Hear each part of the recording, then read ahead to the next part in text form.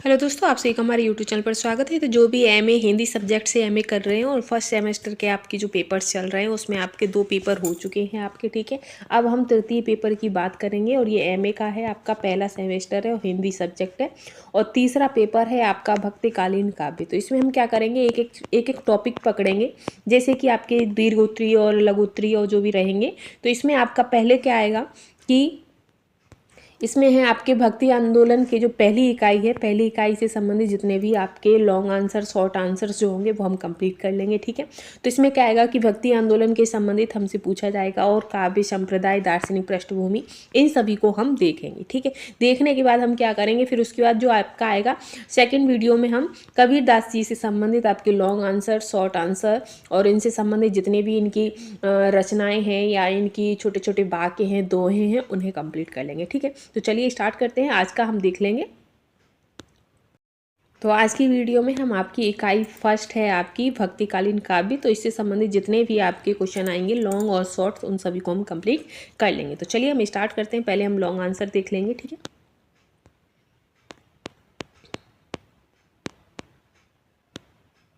Long answer में पहला है कि भक्तिकालीन काव्य धारा के प्रमुख स्वरूपों का प्रकाश डालिए या भक्ति काल की प्रमुख शाखाओं का संक्षिप्त परिचय दीजिए। तो हिंदी साहित्य का भक्ति काल स्वर्ण काल माना जाता है। इस काल की विविधता और उपलब्धियां महत्वपूर्ण हैं। अपनी काव्य धारा के वैशिष्ट्य के परिणाम स्वरूप यह काल अत्यंत लोकप्रिय रहा है। इस काल की काव्य धारा मुख्य रूप से 2 महाधाराओं के अग्रसर हुई है।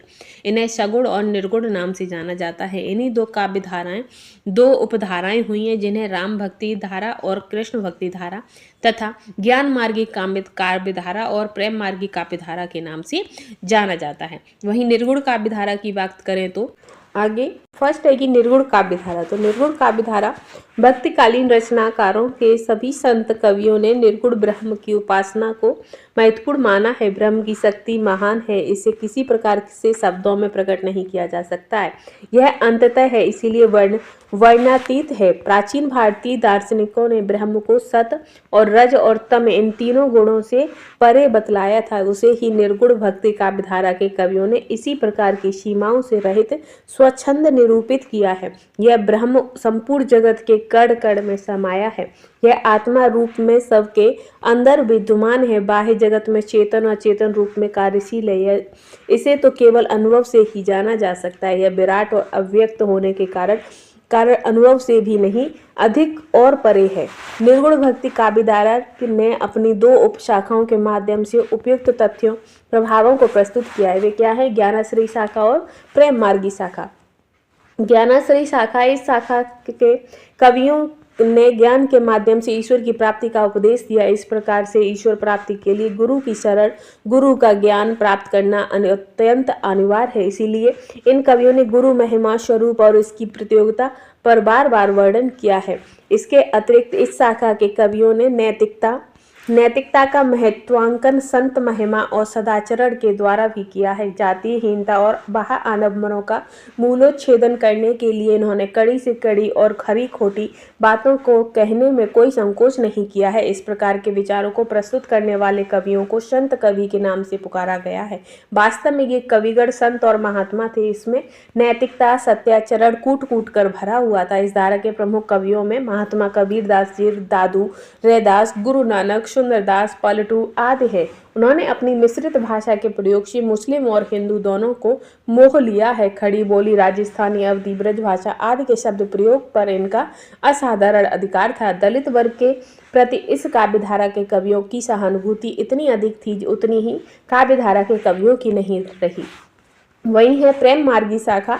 तो इस काव्य धारा के कवियों ने प्रेम के द्वारा ईश्वर की प्राप्ति को मार्ग बताया है। प्रेम मार्ग साधना का मार्ग, प्रेम का संचार जब तक हृदय में नहीं होगा तब तक सच्चा प्रेम ईश्वर प्रकट नहीं हो सकता है। हृदय में संचरित प्रेम ही सच्चा प्रेम होता है। यही सर्वश्रेष्ठ प्रेम कहा जाता है। इस प्रकार के प्रेम से ईश्वर का साक्षात्कार, इसकी प्राप्ति संभव है, अन्यथा नहीं। इस प्रेम की स्थापना सूफी संत कवियों के द्वारा हुई। उन्होंने विभिन्न प्रकार के लोक कथाओं को प्रेममय धरातल पर प्रस्तुत करके सांसारिकता और आध्यात्मिक रंग से आकर्षक और सर्वग्राह्य बनाया है। ये लोक प्रचलित आख्यान अत्यंत विश्वसनीय और हृदय स्पर्शी हैं। सूफी कवियों ने प्रेम गाथाओं को अपनी कविताओं के माध्यम से प्रस्तुत किया है। इस दार्शनिक मत सिद्धांतों को पुष्टि किया है। उन्होंने इसे लोक और परलोक दोनों के लिए उपयोगी और उपायदेय बतलाया है। इन कवियों का प्रयास यही रहा कि हिंदू मुस्लिम संस्कृति को एक दूसरे के सन्निकट ला दिया जाए। यद्यपि उन्होंने इस्लाम धर्म की मुख्य चेतना को ग्रहण किया, किंतु उन्होंने हिंदुओं के रहन सहन, रीति रिवाज, भाषा, चिंतन प्रणाली और पौराणिकता को अपनाते हुए भी अपनी उदारता और सहिष्णुता का भी परिचय दिया है। ईश्वर और जीव के विषय में उन्होंने विभिन्न प्रकार के चित्र प्रस्तुत किए और एकेश्वर और सर्वेश्वर का अंततः समर्थन किया। वहीं सगुण भक्ति काव्यधारा, तो सगुण भक्ति काव्यधारा से अभिप्राय है कि साकार अर्थात ईश्वरी गुणों से युक्त। आशय यह है कि ऐसे ईश्वर का स्वरूप जिसमें सभी गुण अर्थात सतोगुण, रजोगुण, तमोगुण विद्यमान हो। यह सभी दिव्य शक्तियों और योग्यताओं से संपन्न हो। इन्हीं गुणों और शक्तियों से युक्त पर ब्रह्म ईश्वर अवतार लेकर दुष्टों का नाश करके संतों, भक्तों और अप्राप्त प्राणियों की रक्षा करते हैं और पालन करते हैं। इसे ही सगुण ईश्वर और या सगुण ब्रह्म के रूप में जाना जाता है। आचार्य रामानुज के विशिष्टता द्वैतवाद की आधार भूमि पर रामानंद श्री वैष्णव संप्रदाय की स्थापना की। उनके प्रयास से राम भक्ति काव्यधारा का एक विराट समाज तैयार हुआ। इसमें राम के सगुण ईश्वर के रूप में प्रतिष्ठित किया गया। दशरथ पुत्र राम केवल राजकुमार ही नहीं बल्कि अपितु उन्हें सर्वशक्तिमान निरूपित किया गया। सगुण भक्ति काव्यधारा की भी दो उपशाखाएं हुई, जिसमें राम भक्ति काव्यधारा और कृष्ण भक्ति काव्यधारा का संक्षिप्त विवेचन इस प्रकार है। राम भक्ति काव्यधारा, तो राम की उपासना की प्रतिस्थापना रामानंद जी ने की थी। इस उपासना के अंतर्गत राम को पर ब्रह्म सगुण रूप में प्रतिष्ठित किया गया। इस प्रकार से राम की उपासना का साहित्य आधार तो वाल्मीकि रामायण, हनुमानष्टक, रघुवंशम, उत्तर रामचरितम, आध्यात्म रामायण आदि में बन गया। इस आधार का सत्यापन महाकवि तुलसीदास ने सर्वप्रथम और उपयुक्त रूप में अपनी कृति रामचरितमानस में किया है। यद्यपि अन्य राम भक्त कवियों में एक से एक करके इस तथ्य को प्रस्तुत किया है, फिर भी तुलसीदास की इस दृष्टि से श्रेष्ठ सिद्ध होते हैं। वहीं रामादास, चौहान, हृदय राम आदि उल्लेखनीय काव्यकार हैं। राम भक्ति काव्यधारा की लोकप्रियता का कारण उनकी भाषा शैली और अभिव्यक्ति की क्षमता प्रदर्शन है। जनापेक्षित चित्रांकन और लोकोपेक्षित दृष्टिकोण के लिए उपयुक्त रचना का सृजन इस धारा की अपूर्व देन है। वहीं कृष्ण भक्ति काव्यधारा, तो सगुण भक्ति काव्यधारा की दूसरी शाखा कृष्ण भक्ति शाखा के नाम से विख्यात हुई। इसका दार्शनिक आधार शुद्धता द्वैतवाद है। इसके प्रवर्तक वल्लभाचार्य जी थे। इस शाखा को पुष्टि मार्ग के नाम से भी पुकारा जाता है। वल्लभाचार्य जी ने कृष्ण को ही पर ब्रह्म के रूप में समस्त सांसारिक कष्टों और अभावों का विनाशक बतलाया है। श्री कृष्ण की विभिन्न लीलाओं का चित्रांकन भी कृष्ण भक्ति काव्यधारा के कवियों ने किया है। महाकवि सूरदास विचरित सूरसागर इस दृष्टि से विश्व साहित्य का एक अनूठा महाकाव्य सिद्ध हुआ। वहीं कृष्ण भक्ति काव्यधारा द्वारा कृष्ण की पर ब्रह्म की प्रतिष्ठा लोक कल्याण के साथ साथ लोक रंजन रूप में भी की गई। इस काव्यधारा द्वारा श्री कृष्ण के बाल तथा किशोर जीवन की ही दिव्य और अभूत लीलाओं को प्रस्तुत किया गया है। तब इस काव्यधारा की भक्ति माधुर्य भाव और वात्सल्य रस से परिपूर्ण है। वल्लभाचार्य द्वारा स्थापित पुष्टि मार्ग को उनके सुपुत्र गोस्वामी विठल दास जी ने कृष्ण भक्ति वल्लभ काव्यधारा के प्रमुख 8 कवियों को लेकर अष्टछापना स्थापना की, जिसमें आपके सूरदास, परमानंद दास, कृष्णदास, छीत स्वामी, गोविंद स्वामी, चतुर्भुज दास, कुम्मन दास, नंद दास आदि शामिल हैं। इसमें इस काव्यधारा का अधिक विकास हुआ है। इसी के साथ अब हमारा नेक्स्ट क्वेश्चन आएगा कि भक्ति आंदोलन के उदय के विषय में बताइए। भक्ति आंदोलन के उदय के विषय में बताना है। तो भक्ति आंदोलन, तो मध्यकालीन धर्मों में हिंदू, जैन, बौद्ध, पारसी, यहूदी, ईसाई प्रमुख थे। इनका संपर्क द्वार उन्मुक्त था। लोक विश्वासों पर आधारित लोक धर्म की निष्ठा किसी धर्म विशेष के प्रति न थी। उनका धर्माचार परंपरागत और चमत्कार प्रभावित था। आदिवासियों का धर्म अधिकतर उन्हीं तक सीमित था, परंतु संपर्क द्वारा वे परस्पर न्यूनताधिक रूप में अनुप्राणित होते रहते थे और जाने अनजाने एक दूसरे का अनुकरण करने में भी हिचकिचाते न थे। फिर भी उन दिनों हिंदू इस्लाम 2 ही प्रधान धर्म थे। सिखों के देवी देवता प्राय हिंदुओं के ही थे, पर उनकी आचार पद्धति आगे चलकर सैनिक प्रवृत्ति की छाप पड़ी। जैन धर्म का प्रचार जहाँ पश्चिम और दक्षिण के क्षेत्रों में अधिक था, वहाँ हिंदू धर्म पूर्वी प्रांतों में ही सिमट कर रह गया। पारसी मत 721 में भारत में अपना पहला कदम रख चुका था। लगभग इसी समय इस्लाम धर्म व्यापारियों के माध्यम से मालाबार पहुंच गया था। यहूदी ईसाइयों से पहले ही आ गए थे। ईसाई धर्म फादर टॉमस द्वारा दक्षिण में प्रवेश पा चुका था, जिसका प्रचार कार्य परवर्ती काल में प्रारंभ हुआ था। हिंदू धर्म इस्लाम के संपर्क से मात्र व्यक्तिगत साधना का केंद्र न रहकर सामूहिक साधना का रूप धारण करने लगा था और इसमें आंदोलनकारी प्रवृत्तियां उभरने लगी थी। परिणाम स्वरूप प्राय सभी धर्मों में युगानुरूप परिस्थितियों के अनुसार पंथों, संप्रदायों, उप संप्रदायों तक की सृष्टि होने लगी, जिनका मुख्य उद्देश्य आत्मनिरीक्षण और परिस्थिति परीक्षण द्वारा आवश्यक सुधार करके परंपरागत आचार विचारों को किसी न किसी रूप में परिश्रय देकर उन्हें जीवित रखना था। इस प्रयास में वैष्णव धर्म ने भागवत संप्रदाय के रूप में नेतृत्व किया, व्यापक प्रभाव डाला, जिसके माध्यम से भक्ति आंदोलन का सूत्रपात हुआ। उनके अनुकरण में अन्य धर्मों में भी अपनी अपनी सीमाओं में आवश्यक संशोधन किए। हिंदू धर्म के अंतर्गत शैव, शाक्त, सौर, स्मार्त और गणपत्य की गणना की गई थी। देवोपासना के कारण इसमें सौर और गणपत्य वैष्णव धर्म में अंतर्लीन हो चले। शेष तीनों में से शैव शाक्त धर्म कदाचित वैष्णव धर्म में अधिक प्रचलित थे। वहीं शैव धर्म के अंतर्गत मध्यकाल में पशुपति, वीर शैव, लिंगायत और कश्मीर शैव संप्रदाय प्रसिद्ध थे। इनके उप संप्रदाय तक गठन होने लगा था। शिव योग साधना के प्रवर्तक तथा आदि गुरु माने जाते थे। ऐसे संप्रदायों में नाथ योगी संप्रदाय की गणना भी की जाती थी। इनके उन्नायकों ने अपने प्रचार का माध्यम देशी भाषाओं को बनाया और यह इन्हीं की एकांत विशेषता न थी। वैष्णव धर्मानुयायी स्वामी रामानंद और उनके अनुयायियों ने भी लोक प्रचलित भाषाओं का आश्रय लेकर उन्हें प्रश्रय दिया।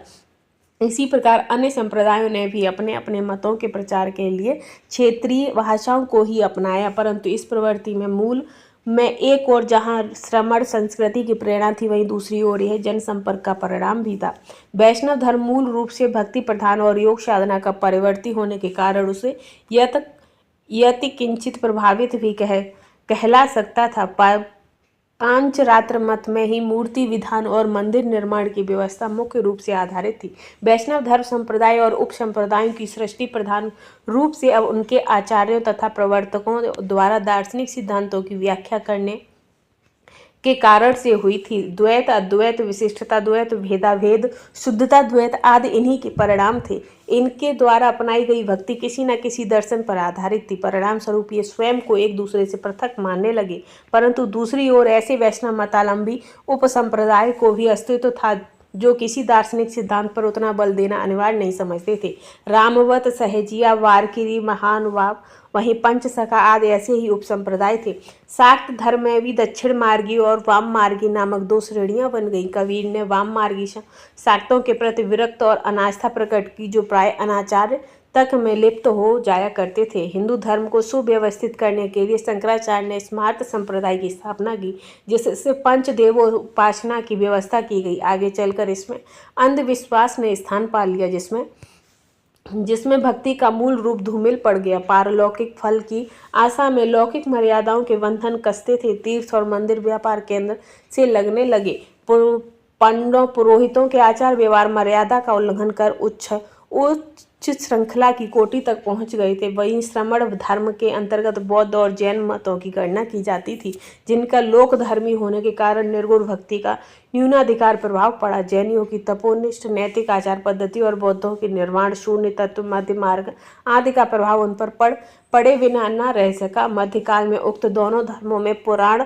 पंथी परंपराओं के प्रति असंतोष बढ़ने लगा। परिणाम स्वरूप हसोन्मुख प्रवृत्तियों की बाढ़ को रोकने के लिए सुधारवादी आंदोलन का तांता सा लग गया। उदाहरण के लिए बौद्ध धर्म में महायान शाखा में विभिन्न यानों की वृद्धि हुई। मंत्रयान, व्रजयान, सहजयान, काल चक्रयान जैसे उप संप्रदाय इसी के परिणाम है। संतों ने कदाचित इसी कारण सभी को फटकारा है कि उन्होंने मूल प्रश्न को छोड़कर बाह्य विधानों का वितरण खड़ा कर दिया। मध्यकालीन भक्ति आंदोलन ऐसी बातों के विरोध में जोर पकड़ता जा रहा था, जिसमें सूफी साधकों ने भी महत्वपूर्ण योगदान दिया। वहीं इस्लाम धर्म में शरा वेशरा दो प्रकार की कोटियां हैं। इनमें से शरा सनातनी और वेशरा मस्त मौला फकीर, जो कभी कभी पीर पैगंबर के चमत्कार पूर्ण करिश्मों का आश्रय लिया करते थे। ये अपनी क्रियाकलापों में इस्लाम के मूल सिद्धांतों की उपेक्षा कर देते थे। इनका मुख्य समुदाय मजूबा नाम से प्रसिद्ध है। उनके अनुयायी ना तो रोजा नमाज को मानते थे और ना पैगंबर के प्रति आस्थावान। वेशरा साधक मालामती कहलाते थे, जो खुदा के कृपा पात्र समझे जाते थे। वेशरा संप्रदाय के अंतर्गत मदारी, मलंग, कलंदरी, रसूल शाही, लाल शाहबाजियाँ, मशूहा, सुहागनियाँ आदि कई उप संप्रदाय थे। इनकी अपनी अपनी विशेषताएं थीं। वहीं भारतीय सूफी मुख्य रूप से वेशरा संप्रदाय के, जो इस्लाम के अनुयायी होकर भी सनातन पंथी मुसलमानों से सब समय सर्वत्र मेल नहीं खाते थे। ऐसे संप्रदायों में 5 मुख्य थे, जिसमें चिश्ती, कादरी, शुराहवर्दी, नक्शबंदी और सतासी। चिश्ती संप्रदाय के 2 उप संप्रदाय थे, जिसमें आपकी साबरी और निजामी। फिर निजामी की भी 2 शाखाएं थी, हिमासी और हाजसी। इसी प्रकार कादरी संप्रदाय की भी आपकी 2 शाखाएं थी, बहाविया और रजाकिया। इनकी भी प्रशाखाएं थी, जिसमें आपका मुकीम शाही और नौशाही। नौशाही के प्रवर्तक हाजी मोहम्मद बताए जाते हैं। इनके 4 शिष्यों में से 2 नाम पर शाखाएं थीं, पाक रहमानी और सचियाई के रूप में प्रसिद्ध हुई। इसी प्रकार केसर शाही और बेवना जैसे 2 अन्य संप्रदाय भी हैं। पंजाब के ऐसे ही संप्रदाय में हुसैन शाही और मियाँ खिल संप्रदाय के नाम लिए जाते हैं। सोहरावर्दी संप्रदाय के अंतर्गत जलाली, मुखदूमी, मीरन शाही, दिला शाही, इस्माइल शाही आदि कई शाखाएं थीं। नक्शबंदी सूफियों को सनातनी मुसलमानों में कुछ सम्मान प्राप्त हुआ। वहीं औरंगजेब इन्हीं का मुरीद था। उन्हें संगीत व नृत्य के अतिरिक्त पीर पूजा, समाधि पूजा, दीपदान जैसी पद्धति स्वीकृत नहीं थी। वहीं सत्तारी संप्रदाय वाले कादिर संप्रदाय वालों की तरह वस्त्र धारण करते हैं। इनमें कुछ ऐसे भी हैं जो बाल नहीं रखते और धार्मिक पाबंदियों के प्रति उदासीन रहते थे। जो हो सूफी संप्रदाय भी भक्ति आंदोलन के प्रभाव से अछूता न रह सका। उसकी प्रेम भक्ति के सांचे में ढलने लगी थी। वहीं केरल, अब आगे बढ़ेंगे। नेक्स्ट क्वेश्चन है कि भक्तिकालीन साहित्य की प्रमुख प्रवृत्तियां या मुख्य विशेषताओं का निरूपण या प्रकाश डालिए। तो भक्तिकालीन काव्य की मुख्य विशेषताएं निम्न है।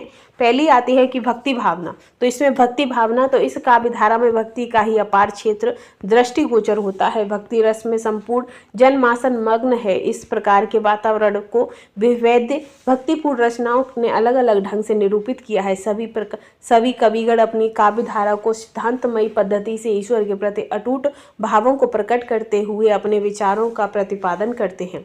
वहीं गुरु महिमा, तो भक्तिमयी काव्यधारा में ईश्वर और गुरु के महत्व को बार बार प्रतिपादित किया है। किसी भक्त कवि ने बड़े ही सरल ढंग से गुरु और ईश्वर से भी पढ़कर निरूपण किया है, जिसमें महात्मा कबीर इस क्षेत्र में सर्वश्रेष्ठ। उन्होंने अपनी श्रद्धा गुरु के प्रति रखते हुए गुरु को ईश्वर से भी ऊंचा निरूपित करते हुए लिखा कि कबीर हरि के रूठते गुरु के शरणे जाए और हर कबीर गुरु रूठे हरि नहीं होत सहाय।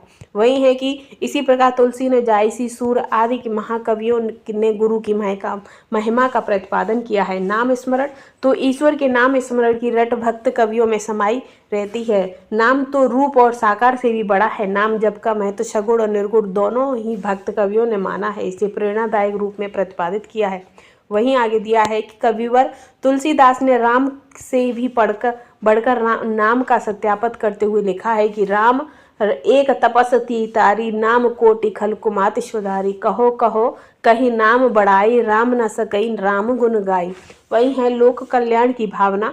तो भक्तिकालीन कविताओं में लोक कल्याण की भावना प्रमुख रही है। चाहे सगुण मार्गी तुलसीदास जी हो, सूरदास जी हो आदि हो, चाहे निर्गुण मार्गी कबीर, नानक, जायसी हो, सभी लोक कल्याण की भावना अपने अपने ढंग से अभिव्यक्त करते हैं। इस प्रकार से भक्तिकालीन साहित्य सर्वथा लोकहित के पक्ष में लिखा गया है।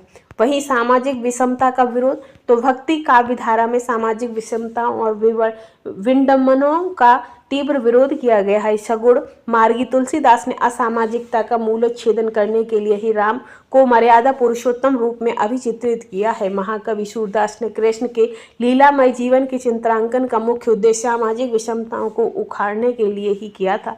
निर्गुणवादी कवि ने तो सभी प्रकार के सामाजिक तत्वों को अत्यंत कड़े शब्दों में निंदा की है। जाति पाति के विरोध में भी उन्होंने स्पष्ट से लिखा है कि जो तू बामन बामनी जाया, आन राह ह्यो क्यों नहीं आया। फिर आगे है कि बाह्य आडंबरों का विरोध, तो भक्त कवि किसी प्रकार के बाह्य आडंबरों और बाह्य प्रदर्शन को महत्व नहीं देना चाहते थे। तभी तो कबीरदास जी ने लिखा है कि कंकड़ पत्थर जोड़ के मस्जिद लिए बनाए, ता चढ़ मुल्ला बाग दे बहरा हुआ खुदाए। या फिर माला तो कर में फिरे जीव भरे मन माही, मनवा तो चहुदिस फिरे यह तो सुमिरन नाही। वहीं आगे है कि विविध दार्शनिक मत सिद्धांतों को प्रभाव। तो भक्ति काव्य धारा के कविगण विभिन्न प्रकार के दार्शनिक मत सिद्धांतों से प्रभावित थे। उदाहरण के लिए कबीरदास जी शंकराचार्य के अद्वैत, तुलसीदास रामानुजाचार्य के विशिष्टता और सूरदास और वल्लभाचार्य के शुद्धता वैद्यवाद से प्रभावित नहीं है, अनुयायी भी थे। इस प्रकार के भक्तिकालीन काव्य धारा विविध प्रकार की दार्शनिकता से पुष्ट काव्य धारा रही है। वहीं रस, छंद और अलंकार। तो भक्तिकालीन साहित्य में रस, छंद व अलंकारों का पूर्ण विकास हुआ था। वहीं महाकवि तुलसीदास ने भी अपने रसों का प्रयोग किया है। विविध प्रकार के छंदों रसों का भी उन्होंने अच्छा चित्रांकन किया है। अन्य कविगण छूट-पुट रूप से रस, छंद, अलंकारों के चित्रकार रहे हैं। इस कविता धारा के मुख्य छंद दोहा, सरोठा, रोला, कवित्व, चौपाई रही हैं। वहीं अगर अलंकारों की बात करें तो उपमा, अनुप्रास, रूपक, उत्प्रेक्षा, अतिशयोक्ति, भ्रांतिमान, संदेह, विभावना, यमक, श्लेष, पुनरुक्ति, ये सभी अलंकारों को समाविष्ट किया गया है। वहीं भाषा की बात करें तो यह बहुत सी बड़ी विशेषता है कि भक्ति काल काव्य में विविध भाषाओं के शब्द उपयुक्त और सार्थक रूप में हैं, जैसे ब्रज, अवधी, उर्दू, फारसी, अरबी, देशज, स्थानीय, राजस्थानी आदि एक साथ दृष्टिगोचर होते हैं। महात्मा कबीर इस दृष्टि के सर्वोपरि हैं। तुलसी, सूरदास, जायसी आदि भी उल्लेखनीय हैं। वहीं शैली की बात करें तो भक्ति काव्य की शैली बहुविधि है। इसमें चित्रात्मक, भावात्मक, गैय, बोधात्मक आदि विविध शैलियां दृष्टिगोचर होती हैं। वास्तव में इस काव्यधारा की रचना पद्धति अद्भुत और अनोखी है। उद्देश्य तो भक्तिकालीन रचना का उद्देश्य बहुत स्पष्ट है। यह तो तत्कालीन हिंदू जनमानस की घोर निराशा को नष्ट करने के लिए ही आई थी। इसने संपूर्ण सामाजिक विषमताओं को समानता के में बदलने के लिए उद्देश्य में अपनी पूरी सफलता प्राप्त की है। इस प्रकार इस काव्यधारा निश्चित ही उद्देश्यपूर्ण एक समर्थ काव्यधारा सिद्ध हुई है। तो इसी के साथ हमारी ये आपकी पहली जो इकाई थी वो हमने कंप्लीट कर ली है। तो दीर्घ उत्तरीय हमने पहली इकाई के कंप्लीट कर लिए, ठीक है, जिसमें कौन कौन से क्वेश्चन थे आपके।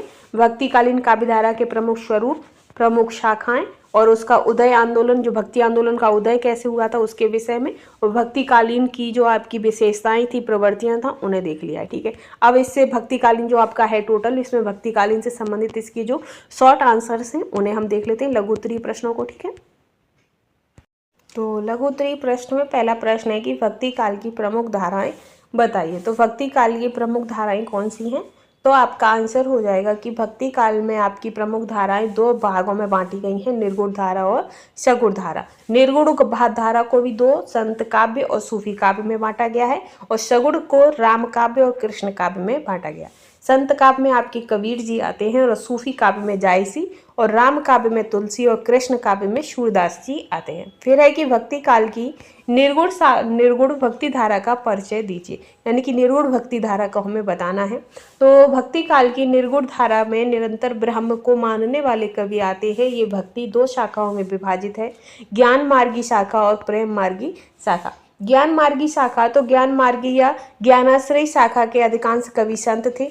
इन संत कवियों ने भटके हुए समाज को सही मार्ग बताया। जहां इन्होंने समाज में व्याप्त आडंबरों और कुरीतियों का विरोध किया, वहां उन्होंने हिंदू मुस्लिम एकता पर भी बल दिया है। वहीं ज्ञान मार्गी अगर इम्पोर्टेंट कवि और रचनाएं, तो इस शाखा में प्रमुख कवि आपके कबीर, दादू, मलुकदास, नानक, रैदास आदि आते हैं, किंतु शाखा को व्यापक रूप प्रदान करने वाले में आपके कबीर दास जी ही हैं, इसीलिए उनका सर्वोत्तम स्थान है।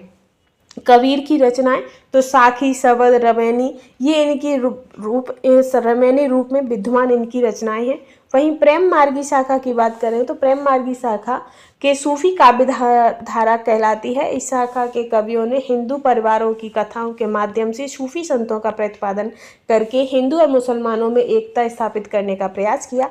इन कवियों ने प्रेम के द्वारा परमात्मा को प्राप्त करने का मार्ग दिखाया। इनकी प्रमुख कवि एवं रचनाएं, तो इनमें जो प्रेम मार्गी शाखा में आपके प्रमुख कवियों में जायसी, मुल्ला दाऊद, मंझन आदि आते हैं। और जो जायसी जो है उनकी प्रमुख जो रचनाएं हैं उसमें पद्मावत, आखिरी कलाम, अखरवाट, चंदायन, मृगावती, मधुमालती ये हैं। इन रचनाओं में नायक रूपी जीवात्मा ने प्रेम के द्वारा नायिका रूपी परमात्मा को प्राप्त किया है। ठीक है, नेक्स्ट क्वेश्चन है कि निर्गुण भक्ति काव्य की मुख्य विशेषता बताइए। तो निर्गुण भक्ति काव्य की मुख्य विशेषता क्या है? तो निर्गुण ब्रह्म में विश्वास करना। तो निर्गुण काव्य में भक्त कवियों ने ईश्वर के निराकार रूप में विश्वास किया है।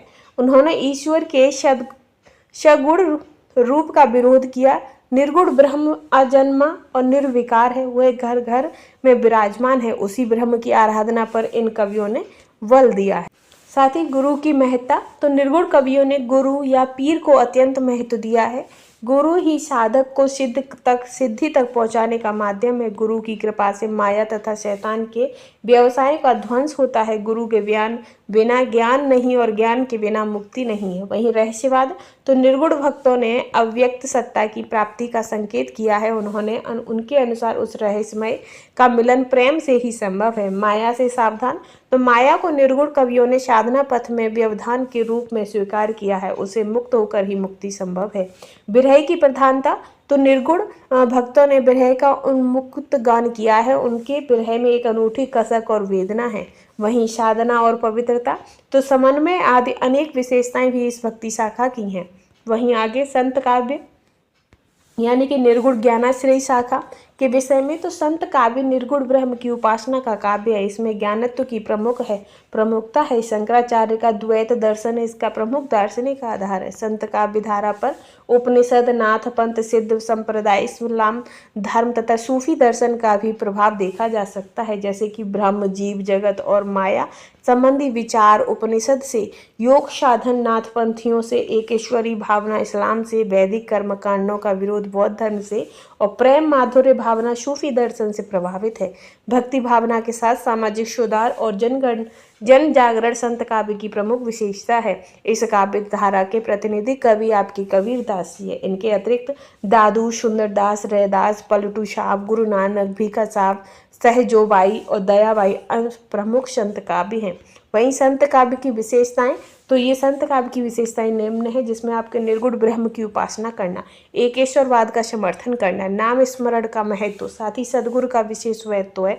वहीं जाति पाति का विरोध किया गया है। सामाजिक रूढ़ियों, अंधविश्वासों का विरोध, धार्मिक कर्मकांडों की वर्जना, आचरण की पवित्रता अथवा कथनी करनी में समानता पर जोर दिया है। वहीं रहस्य भावना की अभिव्यक्ति, सदुक्कड़ी भाषा का प्रयोग, मुक्तक काव्य की रचना, उलटवासी काव्य शैली का प्रयोग, नारी के कामनी रूप की निंदा की है। वहीं सूफी काव्य के बारे में बताइए। तो रामचंद्र शुक्ल ने सूफी काव्य को प्रेमाश्रयी शाखा कहते हुए इसकी परंपरा विदेशी सूफी जो थे वो बाहर से भारत में आए मानी हुई है। किंतु अब यह सिद्ध हो गया है कि सूफी काव्य परंपरा प्राकृतिक अपभ्रंश से होते हुए संस्कृत की स्वच्छंद प्रेम कथा काव्य परंपरा का ही एक विकसित रूप है। चंदायन के रचयिता मुल्ला दाऊद सूफी प्रेमा काव्य परंपरा के प्रथम कवि हैं। यद्यपि इसके प्रतिनिधि कवि जायसी हैं। जायसी द्वारा अवधी भाषा में रचित पद्मावत इस परंपरा का विशिष्ट महाकाव्य है। इसके अतिरिक्त दामोदर, कुतुबन, मंझन, उस्मान अन्य कवि भी हैं। ठीक है, इसके बाद हमारा नेक्स्ट क्वेश्चन है कि सूफी काव्य की विशेषताएं। तो सूफी काव्य की विशेषताओं में आपकी निम्न है, जैसे कि प्रेम तत्व की प्रधानता, नारी के अपूर्व सौंदर्य का वर्णन, प्रकृति के नाना रूपों का विशद वर्णन, भारतीय लोक संस्कृति का लोक जीवन का स्वाभाविक चित्रण, साधनात्मक व भावात्मक रहस्य की अभिव्यक्ति, गुरु की महत्ता, सूफी दर्शन का प्रभाव, प्राचीन अवधी भाषा का प्रयोग, वहीं दोहा चौपाई छंद की प्रमुखता, प्रबंधात्मक काव्य रूप और श्रृंगार रस की प्रधानता, वस्तु वर्णन की प्रधानता, ये सभी क्या है? ये सभी आपके सूफी काव्य की विशेषता है। वहीं आता है कि भक्ति आंदोलन के उदय के कारण। तो हिंदू धर्म एवं समाज में सुधार करना, भक्ति मार्ग अपनाने से समाजों में धर्म के प्रति एकता की भावना जागृत हो गई। वहीं इस्लाम एवं हिंदू धर्म में समन्वय करना, भक्ति आंदोलन के द्वारा इस्लाम व हिंदू धर्म के प्रति समन्वय की भावना विकसित हुई। इसी के साथ